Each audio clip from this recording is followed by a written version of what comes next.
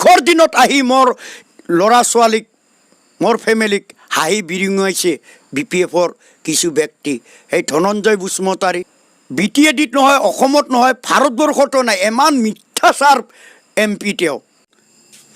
নমস্কাৰ, মই বেদলাংঘাটি BPFক সৰ্বপ্ৰথমে অশেষ ধন্যবাদ জ্ঞাপন কৰিছোঁ তথা নমস্কাৰ জনাইছোঁ। তো কথা হ'ল কি, মোৰ নাম ৰফিক আহমেদ। মই সৰ্বপ্ৰথমে BPFতে আছিলোঁ, কিন্তু তাত কিছুমান মই বিসংগতি দেখা পাই আহি অবৰতো জন্ম দিয়াত অকলে মই ৰফিক আহমেদে অবৰো জন্ম দিয়া নাই, নিশ্চয় মোৰ লগত ৰাইজ আছিল আৰু যোগেশ কলিতা, দিলৱাৰ ইছলাম, দেৱান চাহাব আদিকে ধৰি এনেকৈ আমি 16জন ব্যক্তিয়ে আজি আমি এই অবৰতো জন্ম দিছিলোঁ। কিন্তু সদশেষত এই বড়ো অবৰৰ যিটো মানে আমি সংগ্ৰাম লৈ BTADত এক আলোড়নৰ সৃষ্টি কৰিছিলোঁ, দৰাচলতে সেই বাক্যটোৱে ভুল আছিল বুলি মই আজি উপলব্ধি কৰিছোঁ। তো চাওক, আজিৰ দিনত বড়ো অবৰৰ ৰাজনীতি কৰি আমি কোনোবাৰ শত্ৰু হৈছোঁ আৰু কোনোবাক ৰজা পাতিছোঁ। লাভৱান কোনে হৈছে? ৰজাসকলে। কিন্তু আমাৰ নিচিনা প্ৰজাসকলৰ ৰজাঘৰীয়াই আমাৰ কথা কিন্তু চিন্তা কৰা আজিলৈকে পৰিলক্ষিত হোৱা নাই, যাৰ পৰিপ্ৰেক্ষিতত পলে পলে মই উপলব্ধি কৰিবলৈ পালোঁ যে দৰাচলতে আমি ভুল পথে পৰিচালিত হৈ আছোঁ। তো আজি আমি যি লক্ষ্য উদ্দেশ্যৰে BTADত বসবাস কৰিছিলোঁ, যে সমূহ জাতিসমূহ অধিকাৰৰ কথাখিনি সঘনাই কৈ আছিলোঁ, বছৰত 5 কোটিকৈ টকা পায়, সেই টকাখিনি তেওঁ ক'ত ক'ত ইউটিলাইজ কৰিলে, আজি যদি মই তথ্য সহকাৰে যদি আপোনালোকৰ মাজত ফাদিল কৰোঁ, তেতিয়াহ'লে নিশ্চয় দুধ কা দুধ পানী কা পানী হৈ যাব। তো যিয়ে নহওক, হীৰা হৰণীয়াৰ কাৰণে সৌভাগ্য আছিল আৰু আমাৰ অবৰো ৰাইজৰ কাৰণে দুৰ্ভাগ্য আছিল, কাৰণ কি আমাৰ ভোট দিয়া জাগা নাছিল।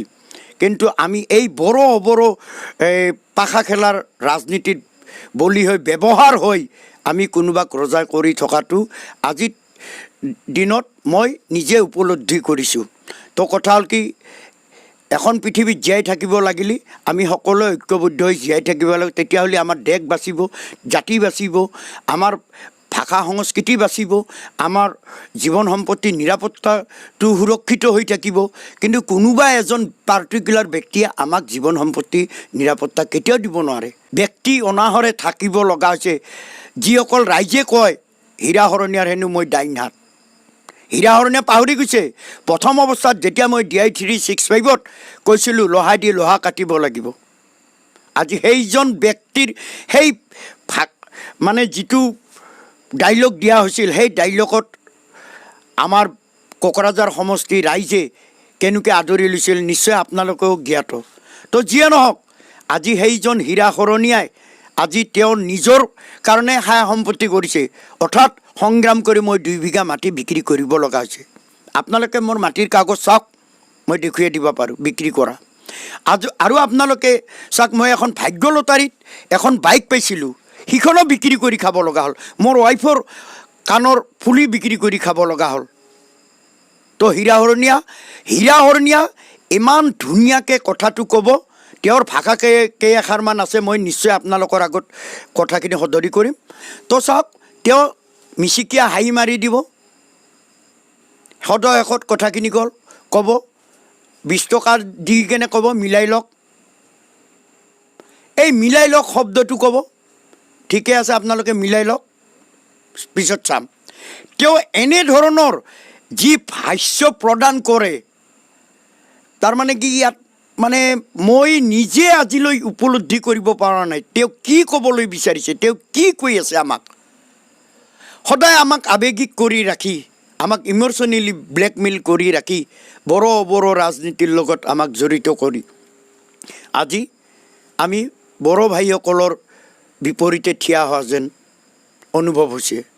তো চাওক, মই এইকাৰণে সকলো BTC-বাসী ৰাইজক আহ্বান জনাইছোঁ যে ইয়াতে বড়ো ৰাজনীতি বহুত কৰিলোঁ। আমাৰ গাঁও কৰ্তনৰ কথা কোৱা হৈছিল, হীৰা হৰণীয়া জানো গাঁও কৰ্তন কৰিব পাৰিলে? গাঁও কৰ্তনৰ কথাটো গুৱাহাটীত প্ৰেছ মিলত নিৰ্মলা ভৱনত প্ৰেছ ক্লাবত সাংবাদমেল পাতি গাঁও কৰ্তনৰ কথাখিনি ক'লে নহ'ব। কাৰণ আমি তেওঁক পঠাইছিলোঁ ক'ত? দিল্লীৰ মজিয়াত পঠাইছিলোঁ। সংসদৰ ভিতৰত এই কথাখিনি সদৰে উত্থাপন কৰিব লাগিছিল। কিন্তু আজি সেই হীৰা হৰণীয়া সংসদত কথা ক'ব নোৱাৰে, আৰু সংসদত কথা নকয় তেওঁ এটা সাংবাদমেল পাতি বাহিৰত আহি ৰাইজক মানে দেখুৱাই মই মাত মাতি আছোঁ অবড়ো ৰাইজৰ হকে।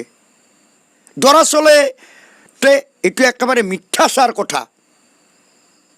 কিয়নো মই আজিৰ তাৰিখত কওঁ, এনেকুৱা সাংসদ BTADত নহয়, অসমত নহয়, ভাৰতবৰ্ষতো নাই। ইমান মিথ্যাচাৰ MP তেওঁ, ভুৱা প্ৰতিশ্ৰুতিৰে মানে তেওঁ সঘনাই মিথ্যাচাৰৰ আশ্ৰয় লৈ তেওঁ ৰাইজৰ মাজত বিভিন্ন কথা কৈ গৈ আছে।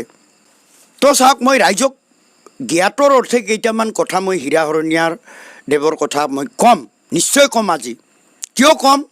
কিয় মোক বাধ্যকতা কৰাইছে যে BPFত মোক ঠেলি দিছে। তেওঁ একাষাৰ কৈছে মোৰ লগত টকা পইচা নাই, কোনোবাক যদি টকা পইচা লাগে তেতিয়াহ'লে BPF কৰক। মোক ৰফিক আহমেদক কৈছে।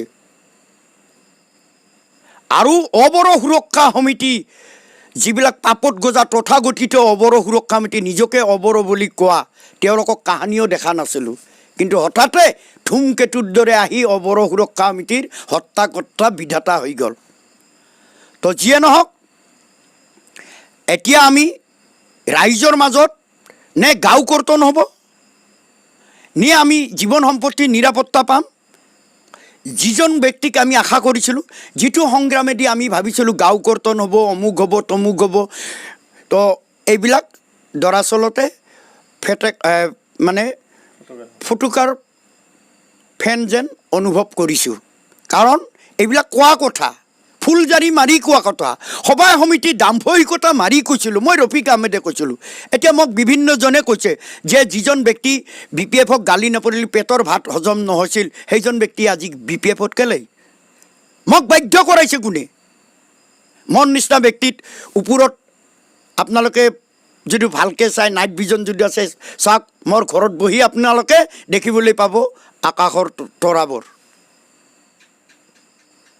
তো চাওক, সেই পৰিপ্ৰেক্ষিতত আমি কোনোবাক ৰজা বনে, কোনোবাই AC ৰুমত ঘুমাই, কোনোবাই AC গাড়ীত ঘূৰি, আৰু আমাৰ ঘৰত আমাৰ এখন ভাঙা চাইকেলো নাই, আমাৰ ঘৰত শিয়াল কুকুৰ সোমায়। এনেদৰে কি আমি চিৰদিন বড়ো ৰাজনীতি কৰিম আৰু হীৰা হৰণীয়া সাংসদ বনাম? তেওঁ বিলাসী জীৱন যাপন কৰিব, অট্টালিকা সাজিব, মাটি কিনিব, আৰু আমি মাটি বিক্ৰী কৰি, হাই সম্পত্তি বিক্ৰী কৰি হীৰা হৰণীয়াৰ পিছত থাকিম। মই ইমান জধা মূৰ্খ হোৱা নাই, যাৰ পৰিপ্ৰেক্ষিতত মই উপলব্ধি কৰিছোঁ। যিহেতুকে দুখৰ বন্ধু যেতিয়া, যিজন প্ৰকৃতত বন্ধু সেইজনে দুখৰ বন্ধু, প্ৰকৃতত বন্ধু। কাৰণ দুখৰ দিনত আহি মোৰ ল'ৰা ছোৱালীক, মোৰ ফেমিলিক হাঁহি বিৰিঙাইছে BPFৰ কিছু ব্যক্তি, সেই ধনঞ্জয় বুচমতাৰী, বাহৰুল ইছলাম, হাগ্ৰামা মহিলাৰী, আক্তাৰা বেগম আহমেদ ডাঙৰীয়ানী। তো এইসকল ব্যক্তিৰ জৰিয়তেদি মই হাগ্ৰামা মহিলাৰীৰ তাত যোৱাটো সত্য কথা। আৰু ইয়াৰ নিমিত্তে কোনোবাই মোক কি কয় কি নকয়, মই কোনো হাগ্ৰামা মহিলাৰী দেৱৰ তাতে গৈছোঁ যদিও মই কোনো মাৰ্কেটিং কৰা নাই, মই ডিমাণ্ড কৰা নাই। আৰু মই ৰাতিৰ এন্ধাৰত জনাই, প্ৰথমে মোৰ জন্মস্থানত মই ৰাইজক কথাখিনি অৱগত কৰাইছোঁ। ৰাইজক কৈছে এতিয়া মই কি কৰিম? হীৰা হৰণীয়াটো দেখিছে, আপোনালোকৰ আগতে কিমান প্ৰতিশ্ৰুতি দিছিল, আমাৰ ৰাইজৰ পৰা, মোৰ নিজৰ জন্ম ঠাইখনৰ পৰা হীৰা হৰণীয়াক দাবী দিছিল যে ৰফিক আহমেদক ছাৰ আপুনিতো দেখা পাই আছে, সঘনাই ৰফিক আহমেদৰ ঘৰত আপুনি আহি থাকে, গতিকে ৰফিক আহমেদক অলপ ঘৰ দুৱাৰখিনি ঠিক কৰি দিয়ক, পেটৰ ভাতমুঠি অলপ ভালকৈ দিয়ক। কিন্তু হীৰা হৰণীয়া সক্ষম নহ'ল। আৰু আজি চালে বেৰে কোৱা কিছুমান কথা, তেওঁৰ যিগিলা মানে আছে চামচাবোৰে মানে মোৰ কথা বিভিন্ন সময়ত তুচ্ছ তাচ্ছিল্য কৰিছিল ৰফিক আহমেদ। এতিয়া হীৰা হৰণীয়া বুজি পাব পৰিষদত, তেওঁ সঘনাই লেকচাৰ মাৰি আছিল 27টা বোলে তেওঁ পাব পৰিষদত, 27টা নহয়, তিনিটাৰ ওপৰত পালি ভাগ্যক্ৰমে 3টা মানহে পাব পাৰে। তথাপি মোৰ অলপ সন্দেহ আছে। হীৰাহৰণীয়া ফাটা ঢোল বাজে কোনো লাভ নহ'ব।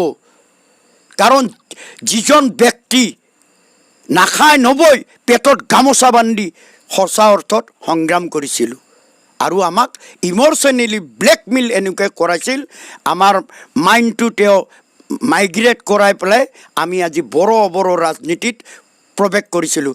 গতিকে এই প্ৰচাৰ মাধ্যমৰ জৰিয়তে সকলো বড়ো জাতি জনগোষ্ঠী ভাইসকলক মই ক্ষমা প্ৰাৰ্থনা মাগিছোঁ।